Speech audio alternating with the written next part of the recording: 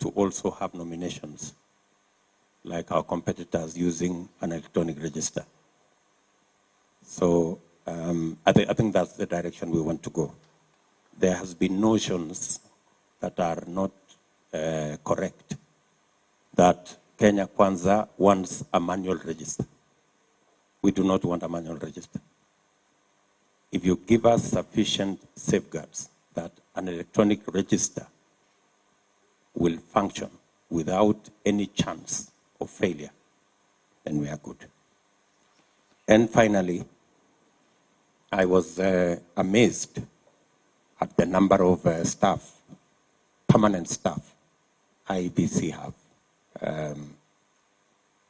800, in the region of 800 plus. Mr. Chairman, that's a very huge resource which Kenyans pay for. You should consider in future deploying that resource to help us with nominations in parties. I think really there should be a consideration because it's a national resource and they shouldn't be waiting to just run the elections.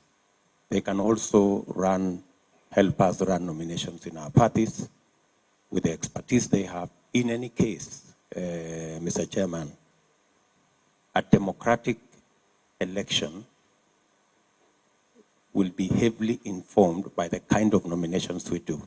If the nominations are not democratic, you end up with elections that are not democratic. So I think going forward, you should consider as IEBC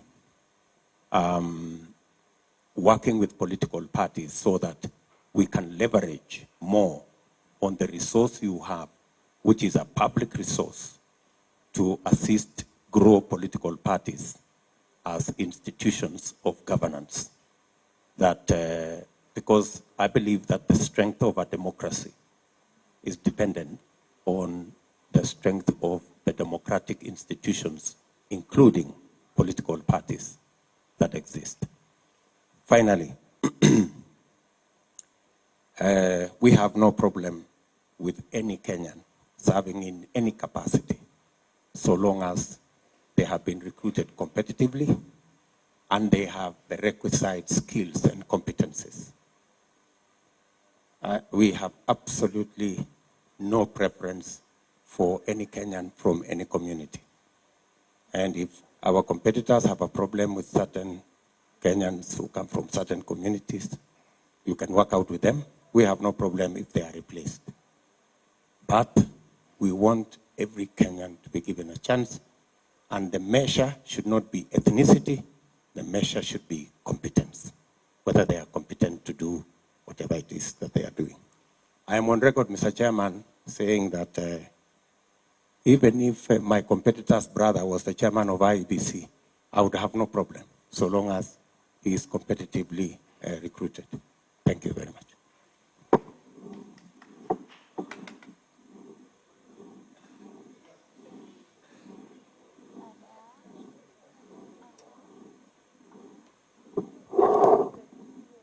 Yeah, can you hear me?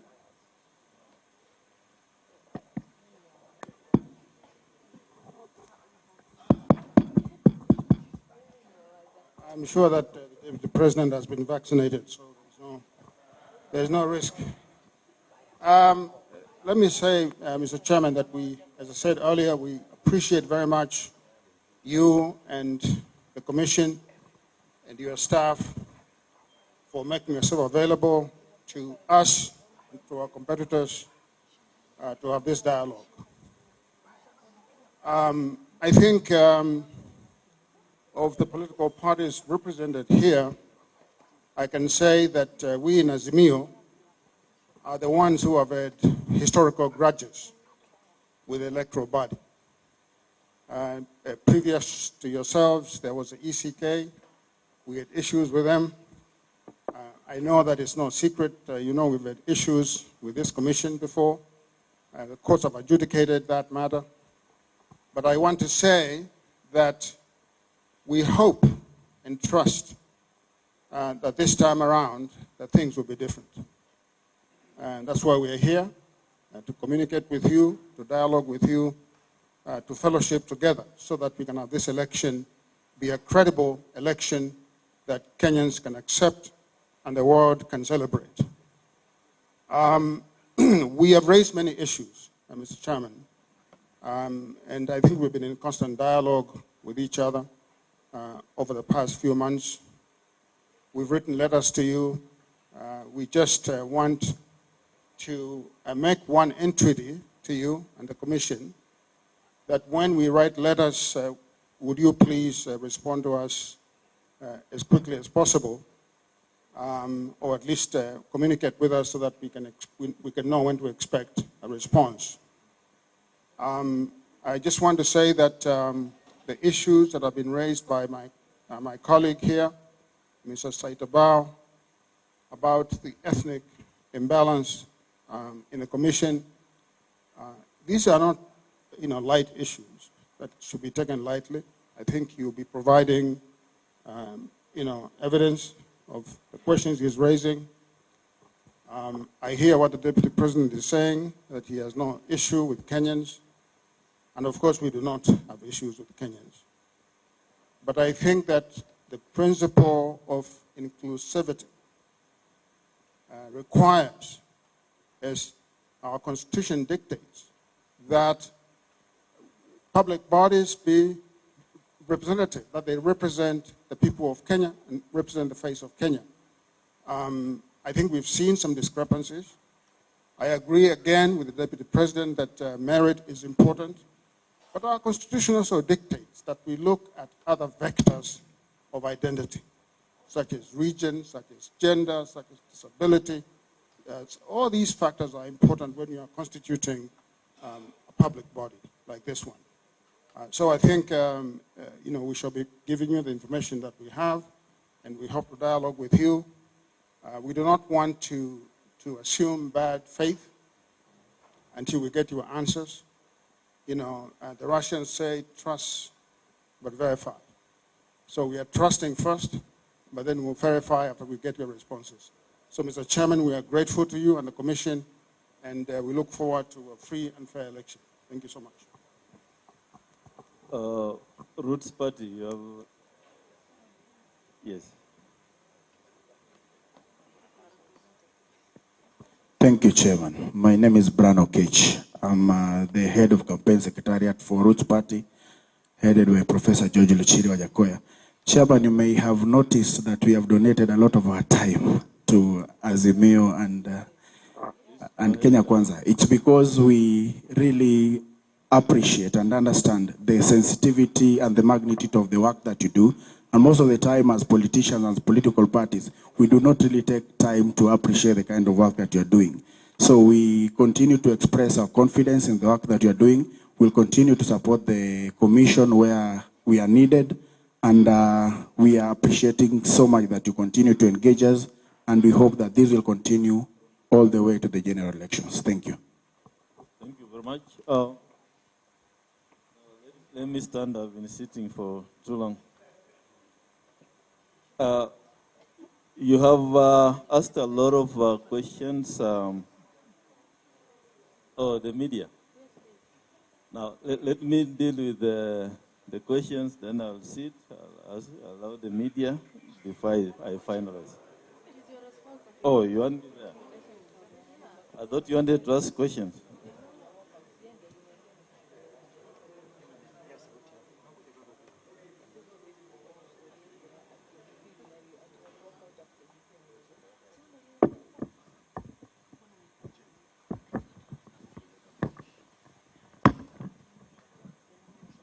Yeah, thank you. So in closing, I'll start off by saying that a number of issues which have been asked by our stakeholders, it's not, are we okay now? No? Can I have another mic?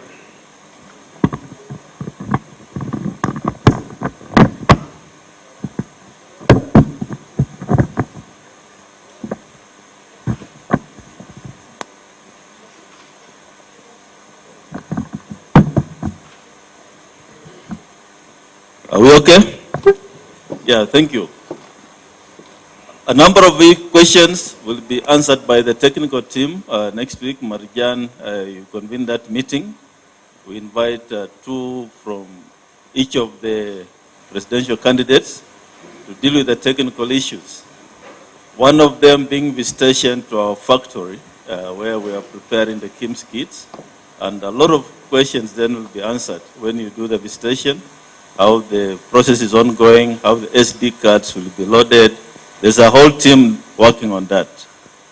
The issue of the register will be, of course, addressed. The register will be shared with the stakeholders and broken down up to the polling stations. You'll have that information so that you can also prepare for the big day.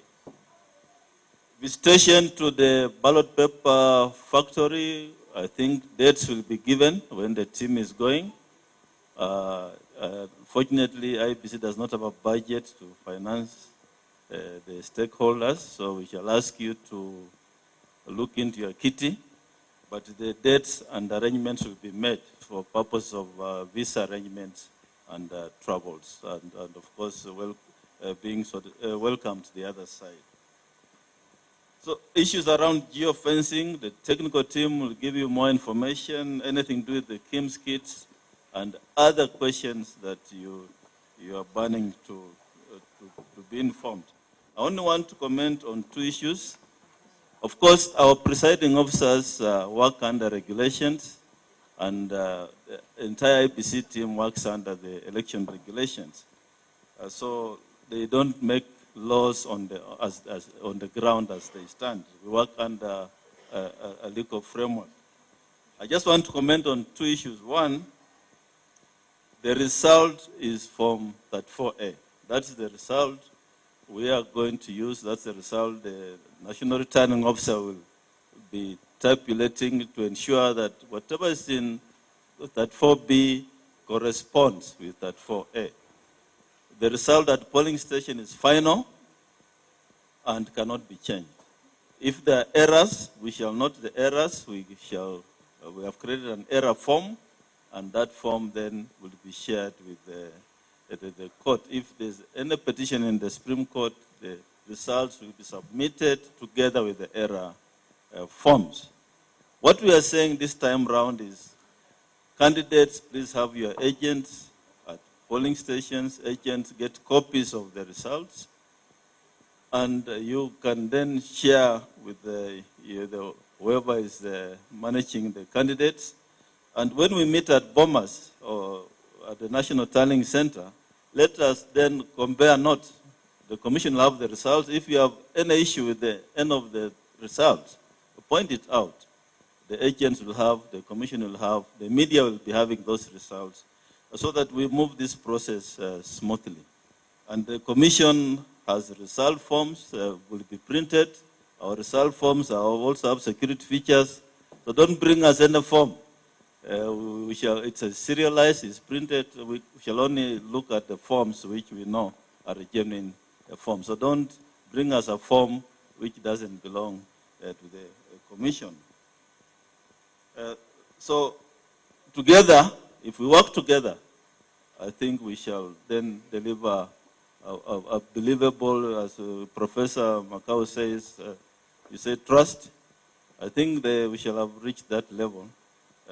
Beyond that aspect of any doubt. Code of conduct, candidates, political parties, you signed the code of conduct. In 2017, the commission enforced the code of conduct to the fullest. We had 71 cases. We heavily fined individuals who breached the code of conduct. We disqualified 2 of them from participating in elections when they failed to pay the fines.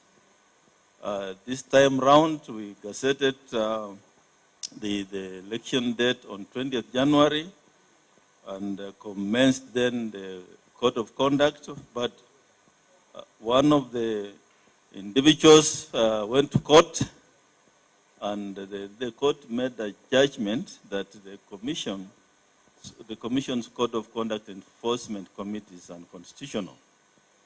Now, that then took away all the teeth the Commission has to bite on any misbehavior as a result of the Code of Conduct. The Commission's Code of Conduct Committee arises from the Constitution, Article 884, provides that the Commission shall come up with a Code of Conduct. So here we were being told that it's unconstitutional, yet it's a creature of the Constitution. So we filed an appeal in the Court of Appeal, which came up for hearing yesterday, and the Court of Appeal has set the judgment for the 4th of November. We all know 4th of November we shall be done with the elections. Now, what are we left with? We are told we cannot summon those candidates who are breaching the Code of Conduct, or political parties, or all the people bound by the code. We don't have, then the court has taken away from us the powers to issue summons. And so what we are left with is, if you write to us, you have issues about the campaigns out there, all we do is forward your details, our complaint to the DPP. That's what we are left with. And we're also left with preaching peace and telling you candidates, please campaign peacefully out there because this is our country. Don't be violent because we all care about this nation. So that is where we are as far as the Code of Conduct is concerned. But we shall continue engaging. We shall impress upon the DPP to prosecute. We shall issue press statements as and when events unfold, and call upon you to campaign peacefully. But we don't have the powers to summon you because they have been taken away from us by the court. You are in competition. You are not enemies. And so far, as I said, I'm happy that the candidates, the presidential candidates, have behaved well, except a few incidents we have witnessed. Please avoid those incidents of violence. Our team is here. Please leave your technical team behind as we go to harmonize the campaign schedules that may be clashing. We don't want any clashes of campaign schedules. You can agree. This is our country, and whatever examples you set is what the Kenyan voter down there will have to follow. So mine is just to thank you for coming. This is the beginning of other meetings we may have. For those of you who are not here, I've invited you for the national conference on the 11th and 12th of July, where all the candidates will be given some minutes to make remarks. We expect 500 Kenyans to attend the national conference, and there will be also some international speakers. So thank you very much for coming. I'm told lunch is served, and we look forward to further engagements, and I also look forward with my team to give Kenyans a free, fair, and credible election. Asante sana.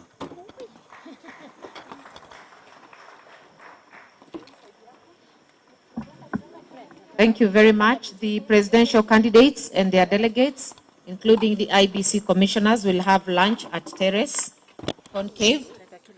The other participants, including media and security, conservatory area, I think it is upstairs, conservatory restaurant.